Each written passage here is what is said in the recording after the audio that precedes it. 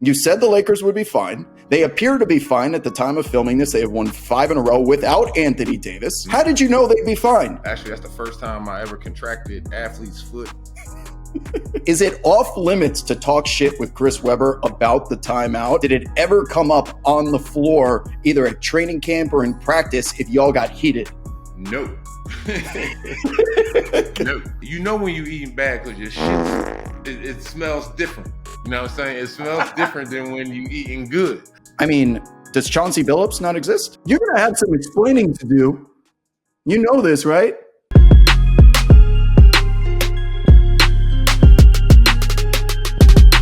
Some of these are going to be very obvious Rasheed Wallace moments, and some of these are going to be the rare ones. And I think today leans on the rarer side. But it should be an obvious date in time. So for you, Rasheed, what occurred in September of 1995?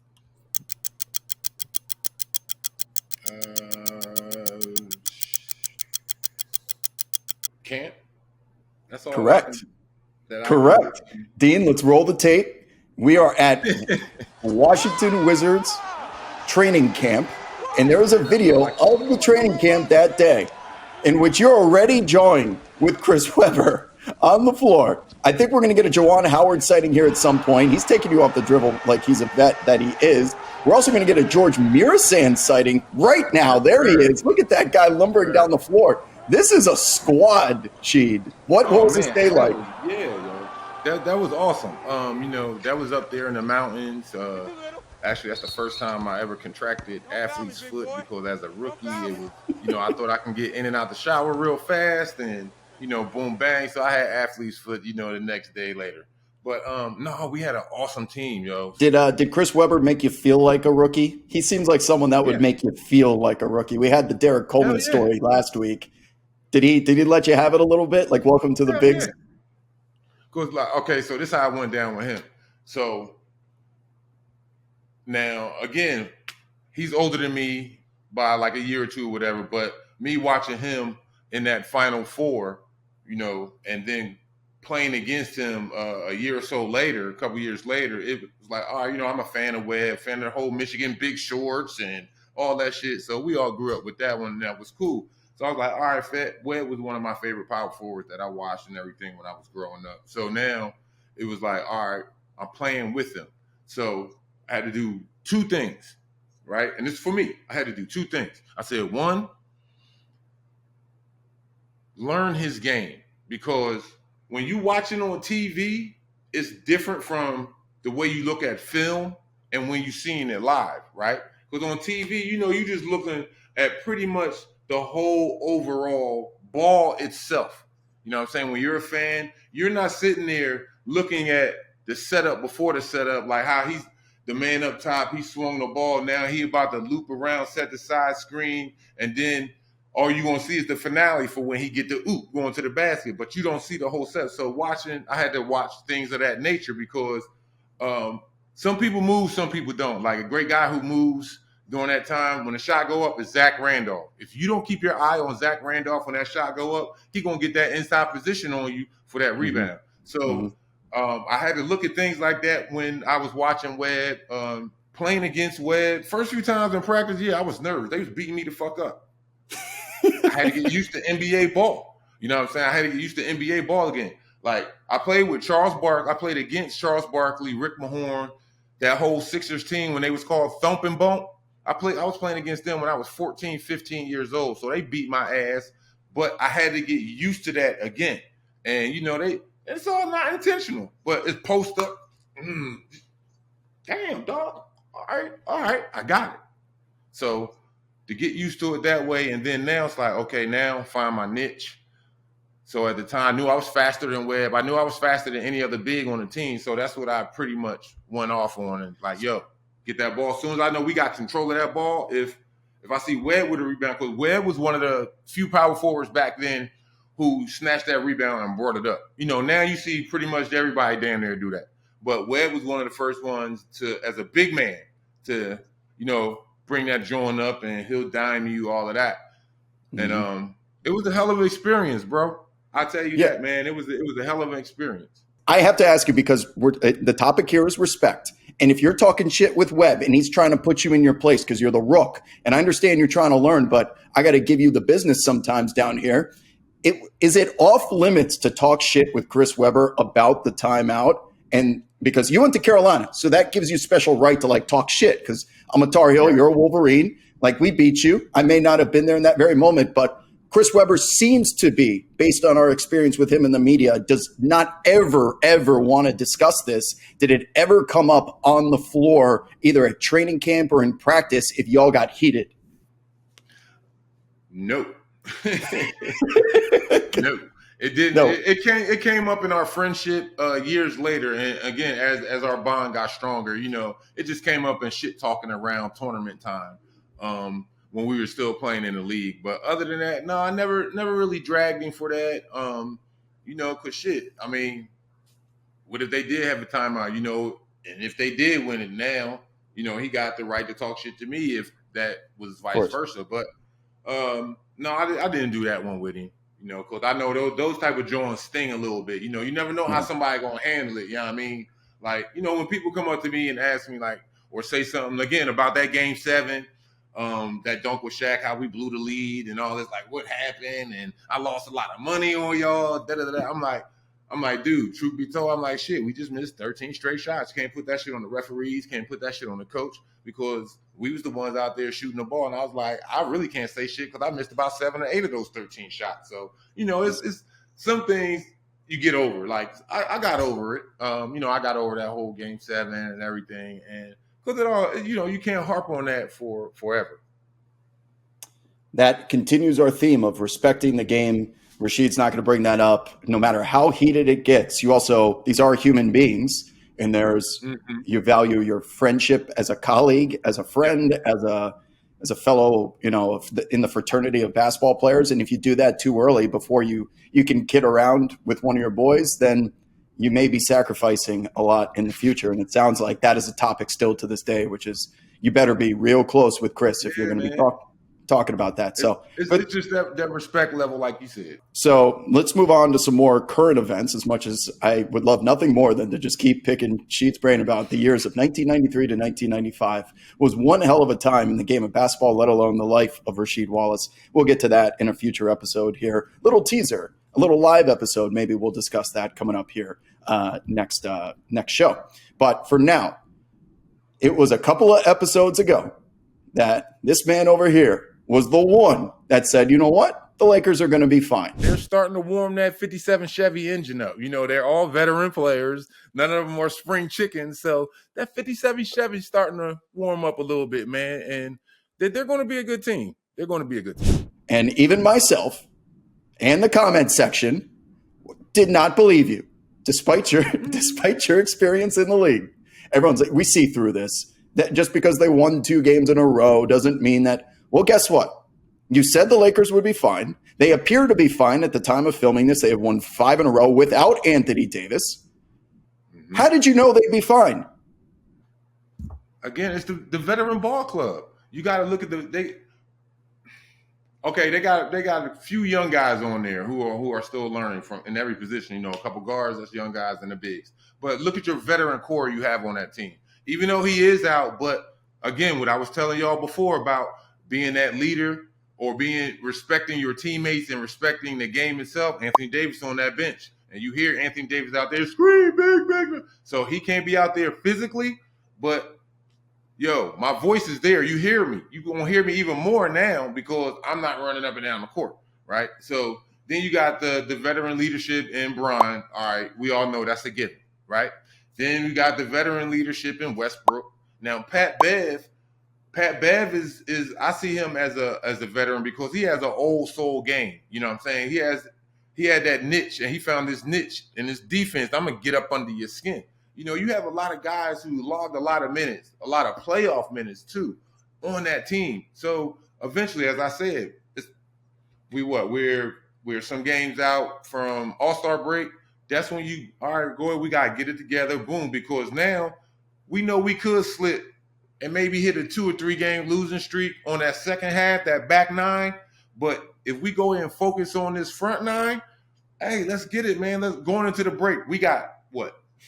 a week and a half, 2 weeks off, hey man, that's enough time for your knee to heal, bar surgery. That's enough time for your knee to heal, your ankle, your back, your thigh, whatever the hell is ailing you. That's 2 weeks is enough time for it to heal. So I'm going to go balls out before this All-Star break. And if you look at it, a majority of the veterans, again, as I said, around the league, get that. They're, again, warming up. They done got the beginning of the season rushed off. You know what I'm saying? Now it's like, all right, I'm shifting it in the second gear. Let's put it in the car term.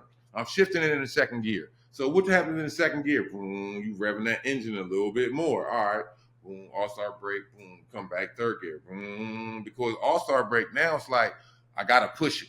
I got to get in shape because before you know it, playoffs will be here. They'll be here. And then now you're like, damn, it was just damn end of January going on February. And now here go playoffs. So it's that warm-up. It's like that 57 Chevy, man. You got to go out there. Kink. Once you start up, you get money. You know what I'm saying? But it's just going to take her a minute to start up. And that's how a majority of the veterans are. So you can confirm that game legs are a real thing, that you can train all you want. You could go into the gym. You can run suicides and 17s, but nothing will match the intensity of a game that you simply just have to put in the reps of game experience to get back up to full speed. Because guys take a year off. Look at someone like Kawhi. He comes back and it takes him 3 weeks to play more than 20 minutes. It's by design to manage his injury, but Jamal Murray coming back from his knee injury, all these major injury comebacks, it does appear to take them almost a month to ramp up those minutes back into the 30s and 40s. And Anthony Davis is going to require that same type of strategy. And the Lakers, who are lean on the older side, other than Austin Reeves and some of their younger pieces, even a guy like Kendrick Nunn, who was injured, it's going to take time for them to come back. And now that we're at the point in the season now that LeBron recognizes it's necessary for me to be putting up these 40-minute games because I've reached the point coming off his previous season injury that I can handle it. And it's all the stars are starting to finally align here in terms of Westbrook can give you 40 minutes. LeBron can give you 40 minutes. And now all of a sudden they're starting to win games. The competition hasn't been the most stellar, but the Lakers were losing all of these games at the beginning of the season. And I don't think anyone even anticipated without Anthony Davis in the lineup that they would win anything. Like the season was over. They were dead and buried considering just how valuable he was to this roster. But I think we need to give some credit to what she'd said in terms of LeBron keeping his body prepared, reaching the peak of his capabilities at the most necessary and demanding time with the season on the line. He did deliver and he showed up and he gave us those back to the future performances from the mid 2000s with 40-point triple doubles going up. That happened. Westbrook coming off the bench has been a revelation. They're strategically able to insert him into the lineup so that he actually fits in. And his energy and his durability and his longevity have been a saving grace for as much as people want to clown him for not being able to shoot. The best ability is availability. We talked about this with LeBron, why he's so special. And Westbrook being available when all of these Lakers have not has been what they've been able to fall back on to simply eat minutes, because where else are they going to go? So a veteran crew that sounds like that knows how to handle the season mentally, but more importantly, in your opinion, physically has been the key to them getting back close to 500. Yeah, it's because you gotta look at it. That's how it is. Any one of them nights they got their big three. So okay, AD's out. So now we see Bron. He's ramping it up. Westbrook coming off the bench, he's ramping it up. And I think he's a little bit more comfortable in that situation where he likes to come off of the bench. And I guess is getting into the flow of the game because, when you coming off of the bench, now you look again, here's another inside tip. When you coming off of the bench as that sixth man, or that you're going to be the first off the bench a night, you look at the game different. Now you're supposed to be looking out there like, all right, I see that big man tired. He not setting the screen, or he not coming out on the screen. In the mentality, the mind of a guard, he's not coming out on that screen. Okay, I could take that man downhill, do this and that. You look at different things when you out there. So now that's when you got to go out there, and they always say that first up got to be ready. You can't go out there and like, all right, let me, jog into that shit. No, you got to go out there and be, you know what I'm saying, 100%. So to be able to compete, because the starters are already warm. Guys are already sweating. You know what I'm saying? So now you don't want to be behind the 8 ball like that too much. So with that squad, I will also have to say, at least from my end, I haven't, all the bullshit that we was hearing about in the beginning of the season, and when guys signed how Bron and the teammates weren't getting along and all this other shit. I haven't heard too much any reporters screaming that stuff lately. You know what I'm saying? So for me, that's a sign to D Ham that they're buying in on it. Okay, as men, look, you gonna have some beef with dudes. I didn't like all of my teammates, but again, respect. I respected all of my teammates. So that carries a whole different thing. So, I mean, in some talks or whatever, it seems that when they're out there on the floor, it's not that bitterness. They trying to do what? Get that W. And that supersedes anything that I have personally against you. All right, we got to get this W. I don't care if you carry me or I carry you. I'm fucking up and you straighten me out, or vice versa, whatever the case may be. We got to get this done. Okay, so I didn't mean for this entire show to be about the Lakers, but now I want to keep probing here because you'll see why. So let me just prove your hypothesis true regarding Westbrook coming off the bench. And I love what she'd said there about you need to hit the ground running, because all the starters at that point have 9 minutes of game time to like get the kinks out a little bit, stretch out, and they're starting to sweat a little bit. And we saw that in the game against the Sacramento Kings on Saturday night. Westbrook comes into the game. I think it was his second stint off the bench. And one of the first plays, he does a flashback to what felt like the 2010 Westbrook, the finals Westbrook. He catches the ball near half court. He hits the Nos Cannons turbo, and one of those cockback dunks that we haven't seen from Russ in a long time. And he did that immediately after coming in off the bench. So he's the one guy that you never have to worry about failing to bring the energy, which is why the bench role for him should have made sense a long time ago, because he's the one guy you don't have to worry about recognizing that someone is not going to be going over the screen. So I'm going to go right to the hoop. He did it in that game, and we saw it with our own 2 eyes. So the dynamic of energy requirement is really complementing what Russell Westbrook still brings at this point in his career. Now, the second thing I want to follow up with here is because I know of your personal relationship with Darvin Ham. You know him on a colleague level, personal level, friend level, you name it. You've got a good relationship with him. So I want to ask you, he was, at the beginning of the season, he was dealt a bad hand. But because you're dealt a bad hand in poker doesn't mean that you can't win the pot. You simply have to outplay the other players with the cards that are on the table. So while Darvin Ham has a Westbrook that at the time was still wanting to start, the pieces were not fitting together. He also gets Pat Bev and Westbrook together on the same team after the history they've had. Even before they tipped off the season, it felt like that he was playing from behind. Then you parlay that with the start that they had going 1-6 or whatever the hell it was. Guys are starting to get banged up. They have no depth. How was Darvin Ham able to keep this locker room together? Now, I know the answer is going to be these are professionals, that LeBron has been down before and been on a losing streak, and he knows how to keep everybody calm. But Darvin Ham, being a rookie head coach for what is the most paid attention to franchise in North America, not named the Dallas Cowboys, every game under a spotlight, that's a lot of pressure on a rookie coach, regardless of his career as a player or the respect level, which he clearly has amongst the players in today's game. That's still a lot of adversity that he had to get through. So can you tell us how you think, whether it's a conversation that you had with him or just your general opinion of how Darvin Ham was able to keep the Lakers from like all just saying, you know what, 1, 2, 3 Cancun?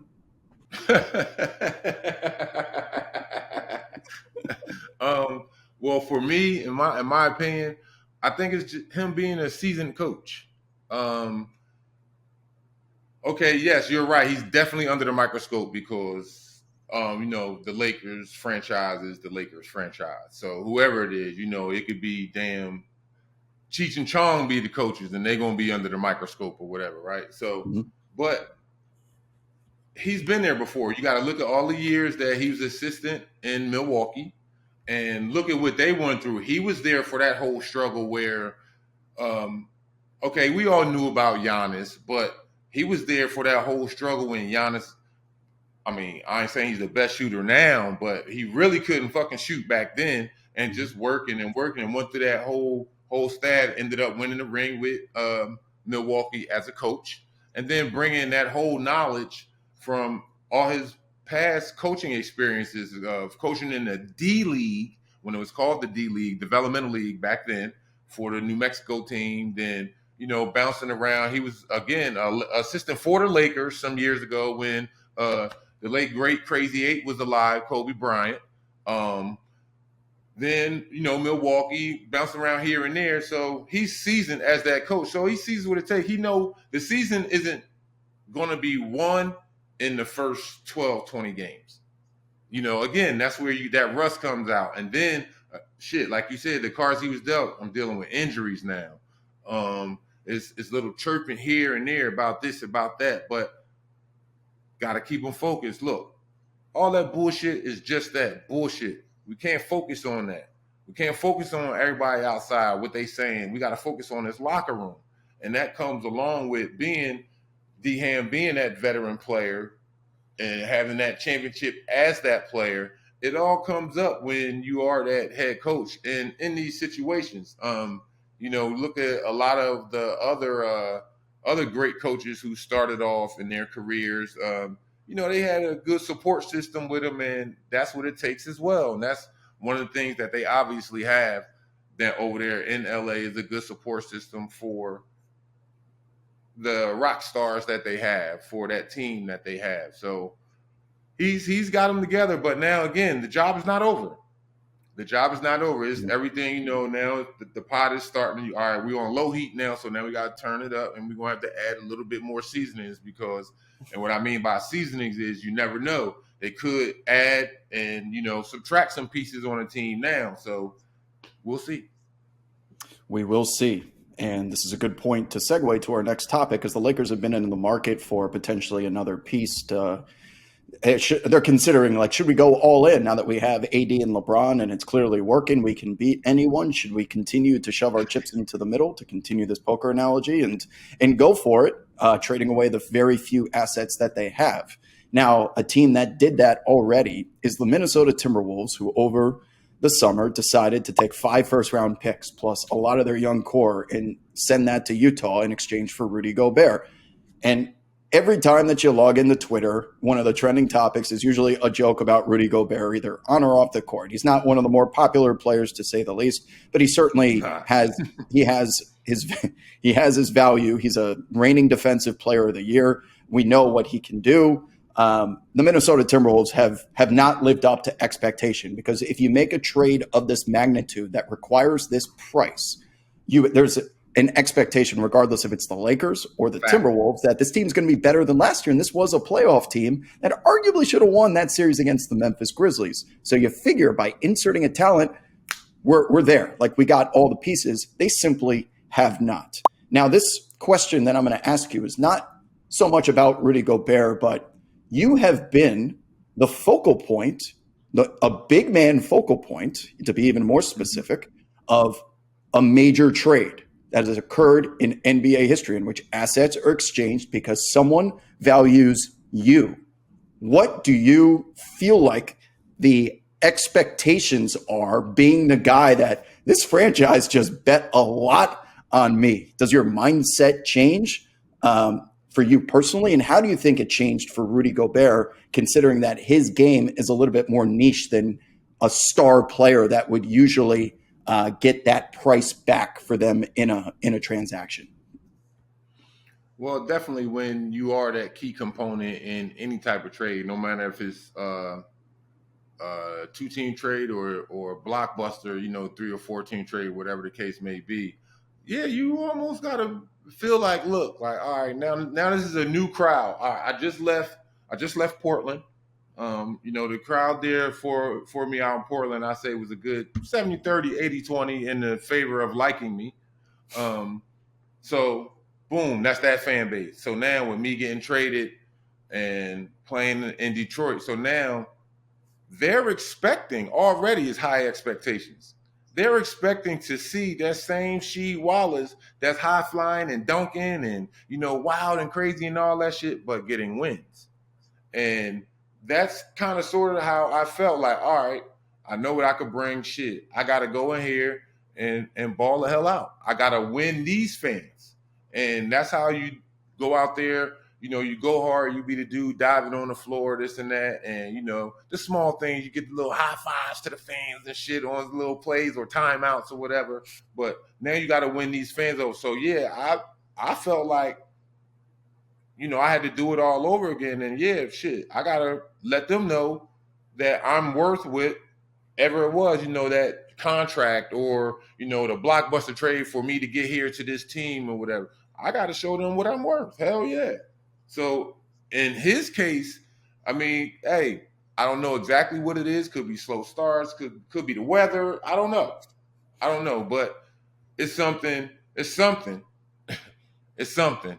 But I mean, it's a matter of them just figuring it out, though. Right. So how long will this leash go? Because you only get one chance to make a first impression, and the first impression, right? It's hard to people, especially in today's society where people are so reactive and being prisoners of the moment. That I want to guess that 75 to 80% of this Timberwolves fan base is already thinking we made the worst trade of all time. We're not even halfway into his first season with the franchise, and he's locked up there for like the next half decade. So, yeah, we probably should allow years for this to see how this blossoms. And Cat hasn't been on the floor because he's hurt. We've rarely seen this entire team full. We don't know if D'Angelo Russell is going to be part of their future or what level Anthony Edwards is going to take into superstardom. But I think the currency of the mentality of these fan bases that you're talking about, the only dollar bill is winning. Because nobody cares if Rudy Gobert is out there saucing people up, step backs, creating viral. That's not why he specifically was traded for, nor was it you in Detroit. That was we're ready to win a championship. We need that piece that can help us get over the hump. Now. Right.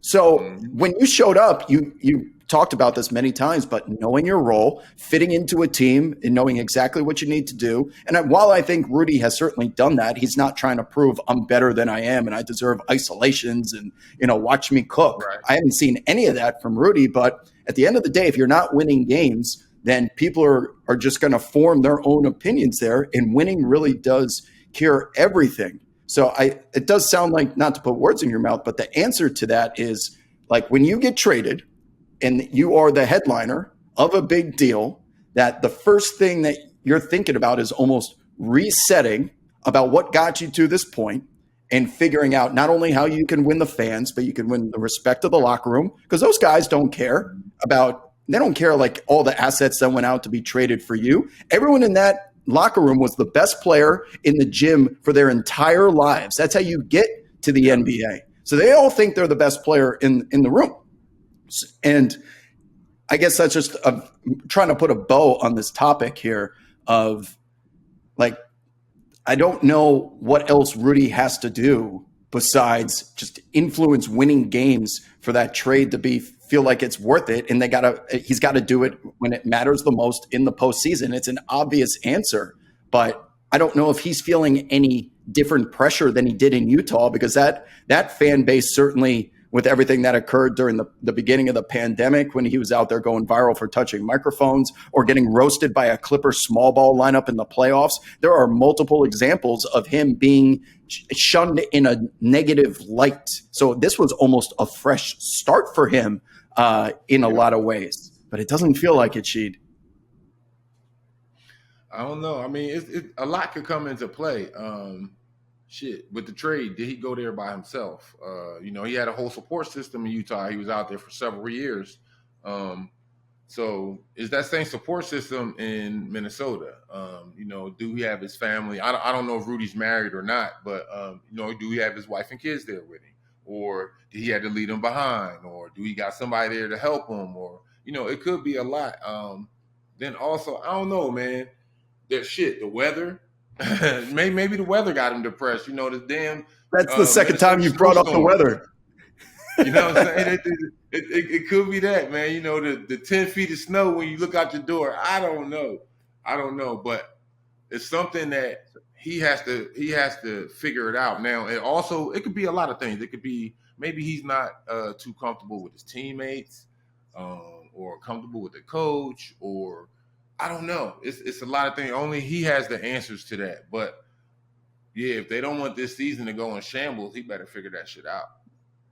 So he is a reigning defensive player of the year. The Minnesota Timberwolves fan base expect him every night to be blocking. It's not going to happen, but they think he should be blocking 10 shots a night while taking on the most difficult assignment on the other side. And I enjoyed our conversation so much last show about your definition of MVP because it gave me a different perspective of the human being that's required to win the award. I want to almost ask you now, like, when you hear someone is a candidate for Defensive Player of the Year, what do they have to do to get that nomination, to get that honor? What influence do they have to have on the game? Because it's not as simple as saying, well, who leads the league in steals and blocks? Therefore, they're defensive. That's not the way it works. This is a very subjective award, like every year. How do you consider who you think should be that guy? A game changer for me. Now I gave you my reasoning for the most valuable player or person. So with the defensive player, he has to be that game changer. He has to be the one that's going, again, average so-and-so blocks, not necessarily steals, unless you are that guard or, swing man. Of course, that'll be big in the play. But I'm talking in Rudy's case for him, why he was named DPOY for, the last couple of years. Have to be that game changer. And if the other team has a big man or a power forward who's a scorer, you got to be able to shut him down, or not necessarily shut him down, slow him down. Of course, grabbing rebounds, and your presence just has to be felt when you step on that court. Like going to the rim, guards should always be looking like, where's this big motherfucker at? Like, shit, I know he around here somewhere. Or if they see him, right now, they're attacking him. But once he starts getting that shit up out of there, they're not going to challenge it. But right now, you got a lot of guards and other bigs. Yeah, I'm going to attack you. Boom, dunking on him, this and that. So it's going to take something for him, that fire in him, like, all right, look, it's time for me to pick this shit up. Like, hey, yo, Cat, you right. Boom, boom, boom. Yeah, Ant, you right. My fault. Boom, I've been tripping. I'm bugging. I got my head on right now, and let's go out here and get this thing. Because, like you said, they were there last year. They could have beat that Memphis series, but they didn't have what they needed down low. Now they do. Now they got that big. Now they got that defender, that rebounder, that shot blocker. Now you got to go out there, and again, he got to sell himself. I got to prove I'm worth it. I got to prove this shit. Not only shit to the fans and management and my teammates, but damn, to myself. I got to prove to myself that I'm worth it. Because I'm thinking of when we were talking about MVP, when I was questioning you about Jokic, and you said, what more does he need to do to three-peat? And you put your ring finger up and you said win a ring, right? That would, while that doesn't necessarily correlate to the regular season, it's the perception of what he does during the regular season has not been seen in the playoffs all the way to the point of winning a championship just yet. Now with Rudy, him being he puts up the numbers, he puts up the stats, he puts up the analytics. He also, the eye test, he's one of, if not the most influential defender at the rim for many years and still to this day. So when you're talking about making an impact on the game, I can also, I know someone that works at the Utah Jazz content team, and they were tracking when he was a Jazz player.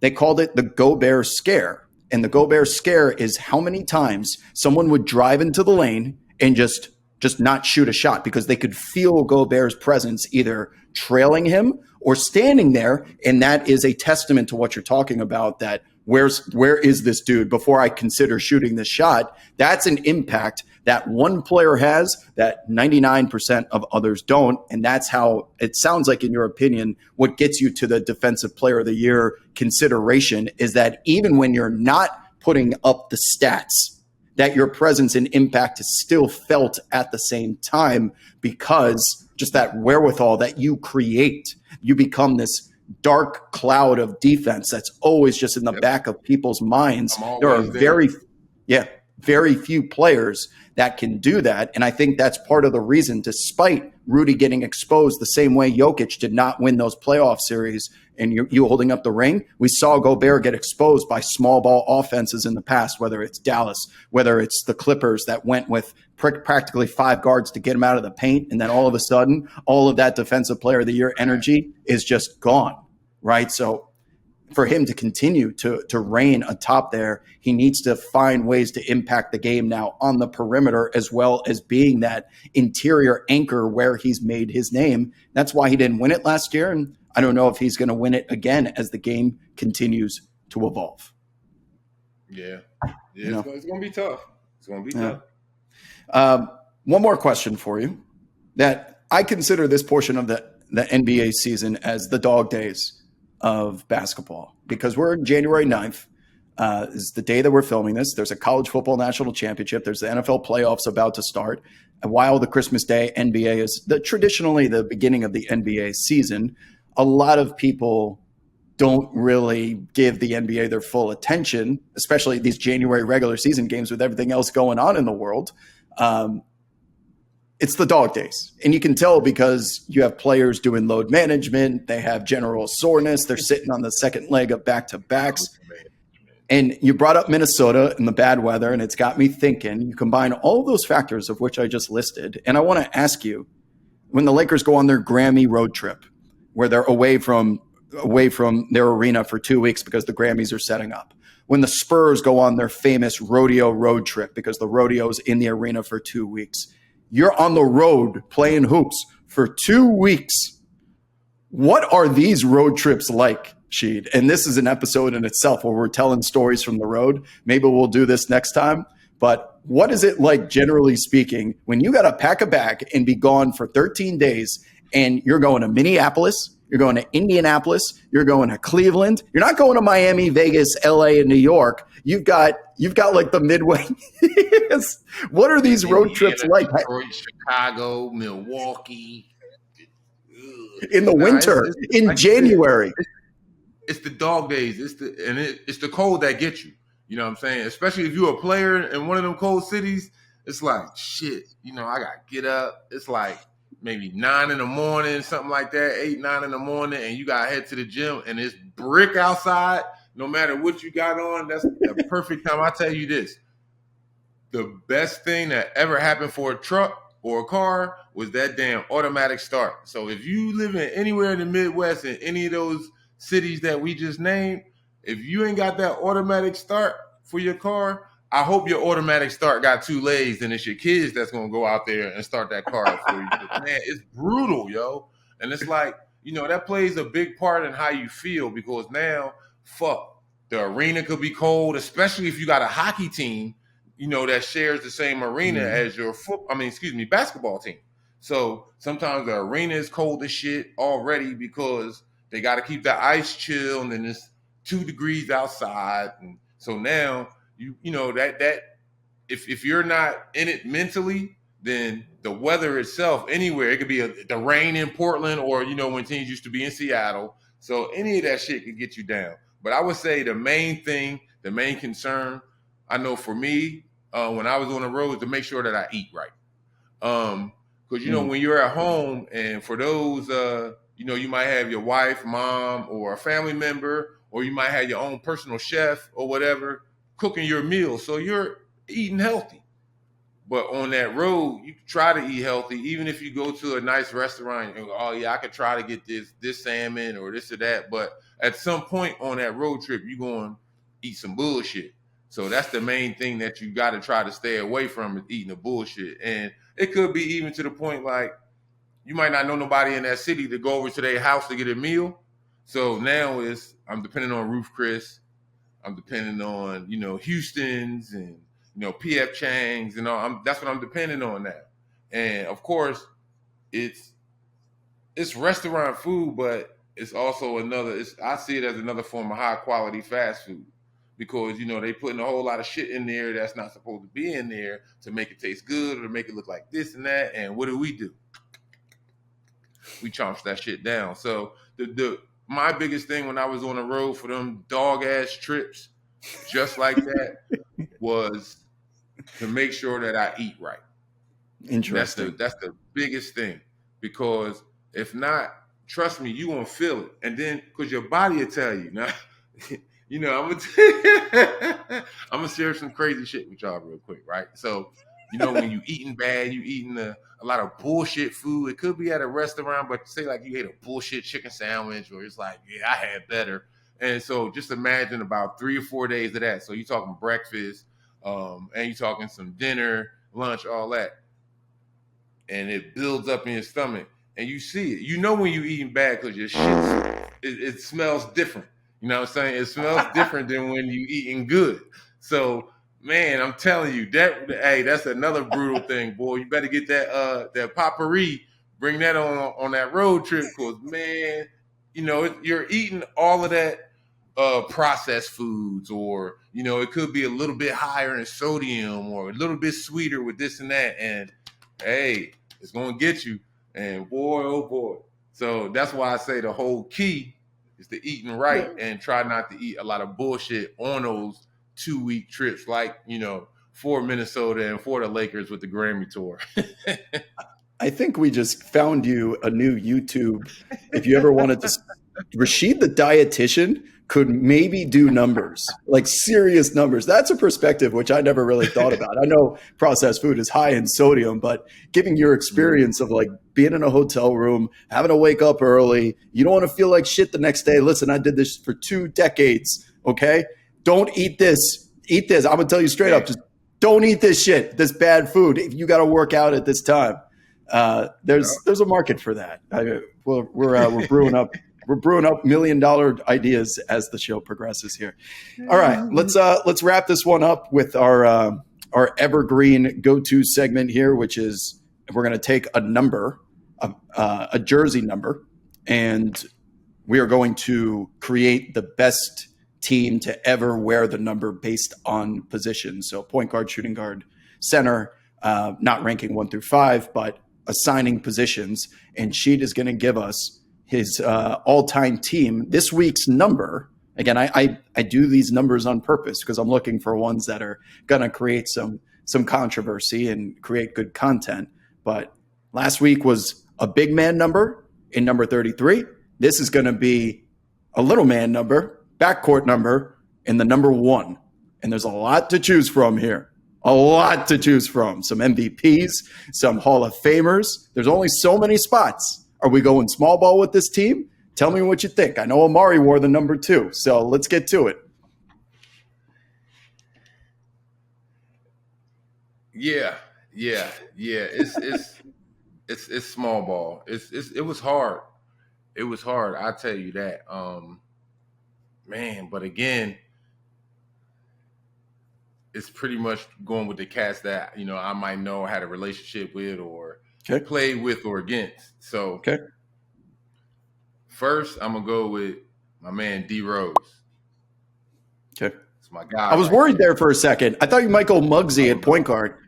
Okay. No, I know Muggsy too, but Muggsy, I think his number 1 stood out more for him being the shortest player in the league. Now, I'm not taking away from his game. He had games since he was back in the days in Baltimore, but it was more in the NBA because he was the shortest player, and then you had a cat like George Murison who was 7'7", and what number did he wear? 77.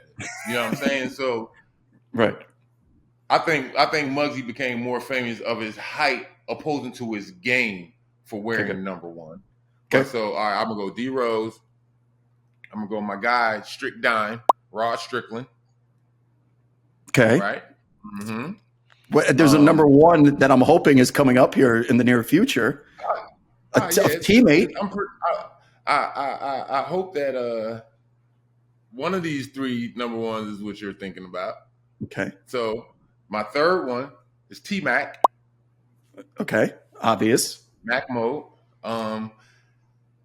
My fourth one, I still think he was a hell of a fucking guard when he was in the league, in my opinion. But of course, injury kept his career from blossoming into what it could have been. But I would have to say Penny. Okay. So this is the four that I would have said as well, but there is a number one that I'm still thinking of that we're running out of positions here. So that's like you're going small ball with those four. You can consider T-Mac to be a stretch four in this case. You put Penny at the 3, even though he was technically a 2 at the time. And any of them can make between Penny, T-Mac, and my fifth number one is Amari Stoudemire. Them three could switch up, and guard anything from the 3 to the 5. Of course, Amari played the 5 when him and Steve Nash was on that hellacious run they had out there in Phoenix, and they were ripping the league up for a minute. I know, again. You're gonna have some explaining to do. You know this, right? Oh, I know. It's a huge one I left out, and if I'm not mistaken, he wore number 1. It was either 1 or 3, but I think it was 1. I want to say, I could be wrong. I'm not sure. Oscar Robertson, right? Well, yeah. That big old weird. Yeah. Listen, you can put in Oscar, Tiny Archibald. Their names on this list. Baron Davis, Devin. Let's see, Devin Booker, Chris Bosh. I mean, does Chauncey Billups not exist? I mean, Mr. Big Shot himself. Broadway Billups does, but again, I'm gonna go with the guys that I can't automatically just say him, because then the fans are going to be like, oh, but he played with Chauncey, so that's what you did to this point, though. You've been picking guys you played with this whole time. Well, yeah, fact, I have. I guess I have. But yeah, that's why this is a tough one. It is. Okay, so here's where you're going to have to explain yourself. Derrick Rose has to be on there. Penny, T-Mac, Amari is your center, but why Rod over Chauncey? Strick Down is one of the greatest guards I ever played the game with. Even though I only had a chance to play with him for about 3 months, because, all right, now, I was traded for Rod when I was a rookie in Washington. He was a point guard in Portland, so we swapped. Then, probably, I want to say maybe 3 years later, he got traded or was picked up as a free agent back in Portland. So Rod and I played together, I want to say probably for about 3-4 months. And man, I have never one guard I played with and against that has this vision is Jason Kidd. But man, Rod would see shit that we sitting on the bench like, man, how the fuck did he get that pass through there? Or how did he even see him? And then Rod, man, he's such a unselfish teammate, and I love playing with him because he could be like 2 inches from getting this layup, but if he see your man take even one hesitation step towards you, ooh, that was his thing. He always dump it off, saying that ooh, and it was like I never seen nothing like it. Now I played with some great point guards, and again, and I'm not saying that Chauncey chop suey. I ain't saying Damon is chop suey. Mm-hmm. I played with some good guys, but man, I never played with a point guard like that. I played with some good point guards in college and high school too. Interesting, but shit, like his core vision by far, I would say between him and Jason Kidd, gotta be the best that I've seen. Interesting. Well, I'm glad we got an explanation to that, because everyone's going to think the same thing that I did. I'm like, wait a second. Didn't you and Chauncey win a championship together? Plus, I don't like Chauncey. Like, no, I'm lying, y'all. That's my guy. Of course.